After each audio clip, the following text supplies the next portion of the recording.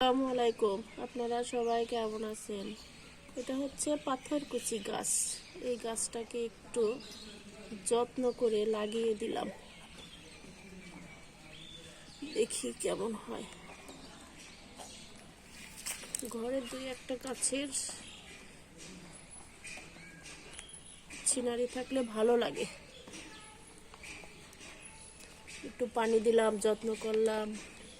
যখন আমার মনটা খারাপ থাকে তখন আমি এই গাছকে যত্ন করি, গাছে পানি দিই, পরিষ্কার করি, তাহলে মনটাও ভালো লাগে, ওরাও সতেজ থাকে। আপনার সঙ্গে যদি কেউ কথা বলতে না চায়, আপনি গাছের সাথে কথা বলবেন, জিনিসের সঙ্গে কথা বলবেন, আপনার অনেকটা ভালো লাগবে। দেখবেন, দেখেন তো আমার গাছটা লাগানো কেমন হয়েছে। মাশাআল্লাহ, অনেক সুন্দর হয়েছে।